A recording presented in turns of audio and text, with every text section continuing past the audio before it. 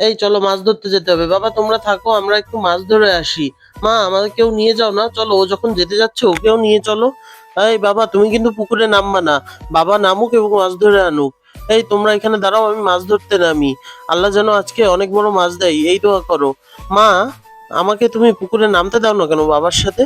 বাবা তুমি এখনো অনেক ছোট, তুমি আরো বড় হও তখন তুমি বাবার সাথে মাছ ধরতে পারবা। দেখো বাবা কত মাছ ধরে এনেছে, তাড়াতাড়ি এগুলা জাল থেকে নামাইতে হবে, নাহলে মরে যাবে। আজকে অনেক মাছ পাওয়া গেছে, এগুলা বাজারে বিক্রি করলে অনেক টাকা হবে, তারপর তোমাকে গাড়ি কিনে দিব।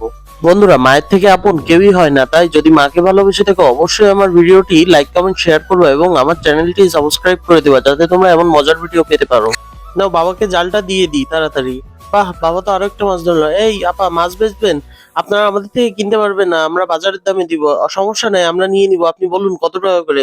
আরে দিয়ে দাও, বাজারে দিয়ে যাওয়ার থেকে এখান থেকে বেচে দিই। ভাই 200 টাকা করে কেজি। 200 টাকা করে? আচ্ছা কতটুক মাছ হবে দেখেন তো, আমি নিয়ে নিব সব। এখানে প্রায় 5 কেজির মতো হয়তো মাছ হতে পারে, দাঁড়ান দেখিনি তারপরেও। হ্যাঁ ওই রকমই হবে ভাই। 5